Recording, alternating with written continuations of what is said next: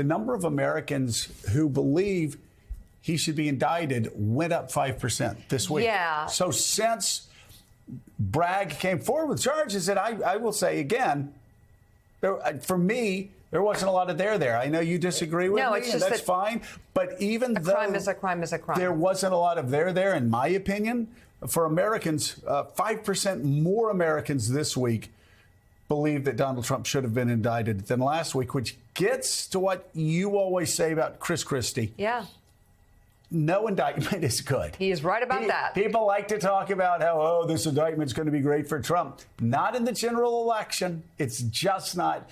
50% of Americans now believe he should be charged. Only 1 out of 3 Americans don't think he should have been charged. So all that witch hunt stuff, all the talk of violence, death and destruction, World War III, 1 out of 3 Americans believe that.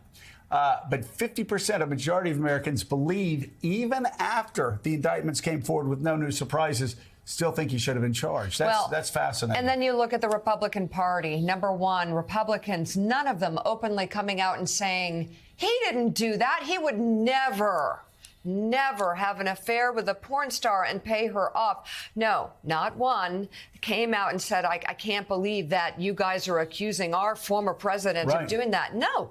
And secondly, political malpractice. Political stupidity, not to think that this would impact Donald Trump in some way. Especially in the general election, which is something that the former attorney general said. 53% of adults believe Trump intentionally did something illegal. 11% think he acted wrongly, but not intentionally. And only 1 out of 5 Americans think he did nothing wrong at all. I would like to meet those people. That has to be a fascinating cross current of Americans. Reverend Al's still with us. And joining the conversation, we have White House editor for Politico, Sam Stein. Sam, you guys do a lot of polls. These polls fascinating. That actually more people today believe Donald Trump should have been indicted as he was than on April the 1st before the indictments. And we heard an awful lot about how the indictments weren't as strong as they should have been, that they may even be dismissed outright. But just as a lot of Republicans were saying, like Chris Christie, any indictment's a bad indictment. The numbers are proving it. Yeah, there's 2 polling tracks that we're keeping close tabs on. One is the number of people who believe he was rightfully indicted, which you just highlighted there, which goes up and has gone up. I think the more people hear about it, the more they're tuned to it, the more they say, okay, maybe there's something there. But the other polling track that we're keeping close eyes on are the percentage of vote that Donald Trump will get in a Republican primary. And those are also going up, perhaps even more than the former track. And so you have this paradox of Trump, right? No indictment is a good indictment. I think we can set that as the baseline. I don't think anyone would disagree with that. At the same time, he is rising in popularity in the context of a Republican primary. And you can just foresee the situation, Joe, where it's December of 2023. The Iowa caucus is right around the corner. He's got to focus. He needs to win this one. And he's stuck in a courthouse in New York City, or he's on Truth Social banging away at the DA saying this is World War III. That's a huge distraction. It takes him off the trail. It takes away resources that he could be spending elsewhere because he has to spend them on lawyers. It's not a good thing for him, but it's also not a great thing for the Republican Party writ large. Well, the problem is, Reverend Al, for Donald Trump, and of course for Republicans, most Republicans are horrified by the fact that this indictment actually makes him more popular with a base, but less popular in general elections. I mean, that's an ongoing dynamic that's haunted the Republican Party for 5-6 years. But what makes it worse is he's done all of this over what I think at the end may just be a misdemeanor charge, if they can even get the misdemeanor charge to stick after the statute of limitations is run. But he said this about a case that I think most people think is the most insignificant of all charges against him. He's going to say the same thing when Georgia indicts him, which they most likely are going to indict him if you just look at the facts of the case and the law there.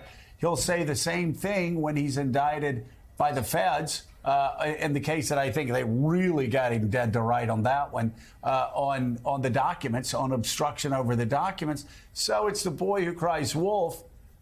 I mean, after you talk about World War III, after you talk about death and destruction, after you tweet pictures of baseball bats up against a DA, there's no place to go after that, for the most part.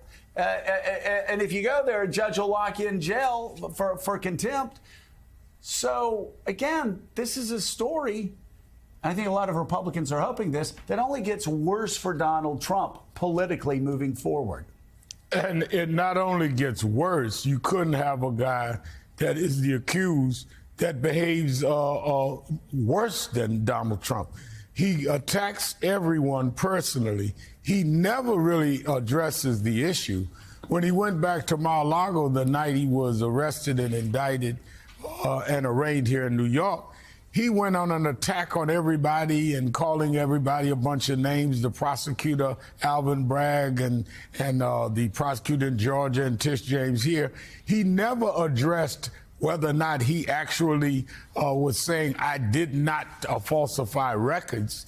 And people, after a while, when you go, as you said, from case to case to case, how many times am I supposed to just hear you attack the prosecutors and act as though you're above the law or that you're not going to address the law? And even when he rolls his lawyers out and they do the talk shows, ours and yours, they don't really address the underlying issue. So at some point, it erodes a lot of the public trust, saying, well, are we really all right with a guy saying, find me 11,000 and some odd votes? Are we really all right with falsifying records and having porn stars and all of this? It just becomes too much for the average American, other than the cult followers. And the cult followers are not enough for you to win an election or even help your party, which the midterm election showed.